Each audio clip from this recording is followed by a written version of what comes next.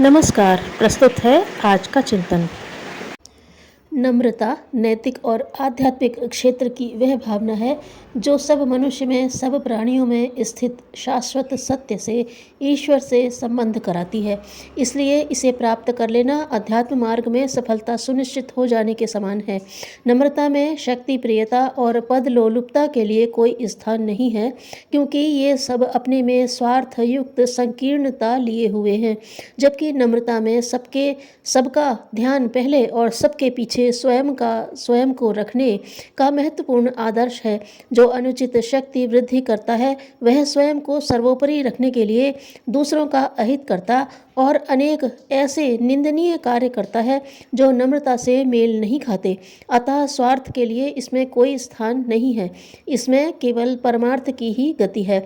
नम्रता दो प्रकार की होती है, आंतरिक जिसे सहृदयता कहा जा सकता है, और दूसरी बाह्य जो दिखावा और अभिनय मात्र होती है। आंतरिक नम्रता जहाँ होती है वहाँ हर प्रकार के सहयोग, सहकार सहज उपलब्ध होने लगते हैं और ऐसा व्यक्ति जल्द ही दूसरों का प्रिय बन जाता है। दूसरे उसका आदर सम्मान भी करते हैं, किंतु बनावटीपन में ऐसी परिस्थितियाँ उत्पन्न करने की सामर्थ्य नहीं होती। इसकी पोल भी जल्द ही खुल जाती है।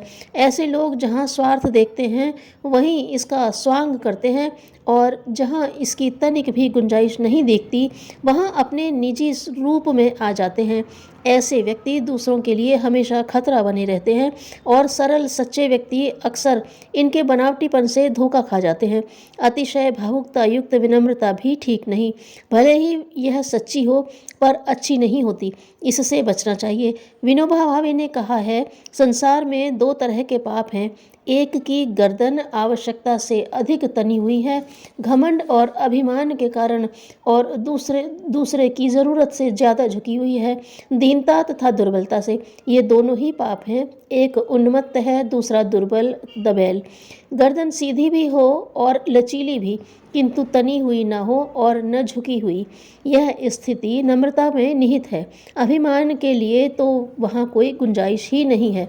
नम्रता में दब्बू होने का भाव इसलिए नहीं है कि उसमें शाश्वत सत्य ईश्वर की उपस्थिति का भाव रहता है, जिसकी सामर्थ्य के बल पर गर्दन सीधी रहती है और लचीली भी, क्योंकि वह सर्वत्र ईश्वर के दर्शन कर उसे स्वीकारती और उसकी सामर्थ्य के आगे नतमस्तक होती है, पर दीनता से झुकी हुई नहीं होती।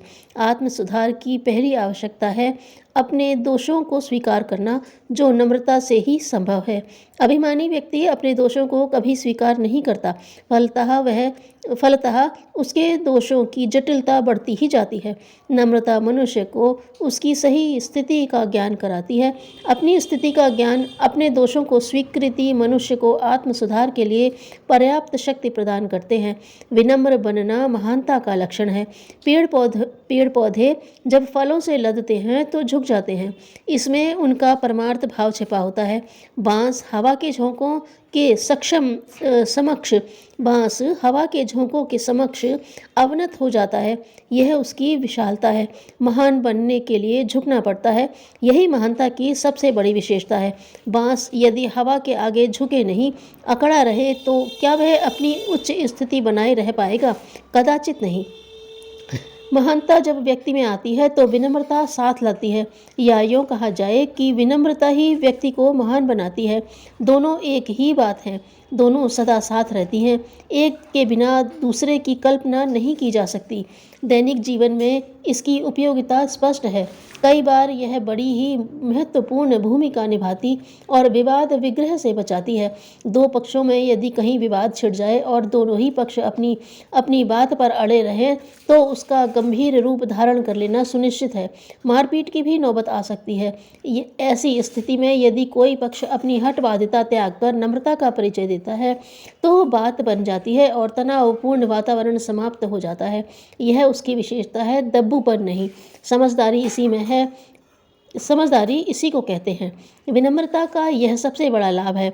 कई लोग विनम्र बनने में अपना अपमान समझते और हेटी मानते हैं, पर वास्तविकता इससे भिन्न है। अपना सम्मान बढ़ाने और दूसरों द्वारा प्राप्त करने के लिए स्वयं को सबसे पहले छोटा बनाना पड़ता है। नम्रता की इसी निम्नता में महानता छिपी है। युधिष्ठिर के राजसूय यज्ञ में भगवान कृष्ण ने अपने जिम्मे जूठे पत्तलों को उठाने का काम लिया था। सिखों के गुरु अर्जुन देव जूठे बर्तन मांजा करते थे। अमेरिका के राष्ट्रपति अब्राहम लिंकन के बारे में कहा जाता है कि वे मजदूरों के बीच मजदूर बनकर उनकी सहायता करने में कोई हेठी अनुभव नहीं करते थे। बाबा राघव दास गांव की नालियों और पखानों की सफाई किया करते थे। गांधी जी ने भी एक बार किसी से प्रश्न किया कि यदि आपको एक दिन के लिए भारत का तानाशाह बना दिया जाए तो आप क्या करेंगे। उन्होंने अपनी हार्दिक इच्छा व्यक्त करते हुए कहा, मैं सबसे पहले सफाई करने वालों की बस्ती की सफाई करूंगा। यह नम्रता है, महानता की पहली शर्त। महामानवों को समाज में जो श्रद्धा, सम्मान और उच्च स्थान प्राप्त होता है वह नम्रता की निम्नता के कारण ही बन पड़ता है। इससे कम में बात बनती ही नहीं। बादल को अपनी उच्चता बनाए रखने के लिए सदा बरसना पड़ता है, बार बार नीचे आना पड़ता है, तभी वह बादल बने रह पाते हैं। कई अवसरों पर देखा जाता है कि कुछ लोग बातचीत के मध्य दूसरों से नम्रता का परिचय देने की इच्छा अपेक्षा तो रखते हैं, पर स्वयं इस ओर पहल नहीं करते, जिससे बात के तूल पकड़ लेने की पूरी गुंजाइश रहती है।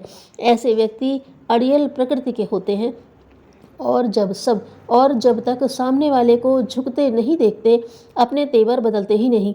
यह प्रकृति अच्छी नहीं, इससे बचना ही श्रेयस्कर है। अनेक बार ऐसे व्यक्तियों को इस स्वभाव के कारण भारी हानि उठानी पड़ती है। नम्रता का अर्थ है अहंता का बंधन तोड़ देना, और अहंता के बंधन तोड़ना, नम्र होना, विश्वात्मा से एकता स्थापित होना, सब एक ही अर्थ रखते हैं। इस एक गुण की प्राप्ति से ही व्यक्ति में अनेक सद्गुणों की वृद्धि हो जाती है। सज्जनता, शालीनता, शिष्टता, सौम्यता सब कुछ आ जाती है। नम्रता युक्त कार्य विरोधियों को ठंडा करते और अनुगामियों की संख्या बढ़ाते हैं। इसका अभ्यास हर एक को करना चाहिए। मनुष्य की गरिमा इसी में है।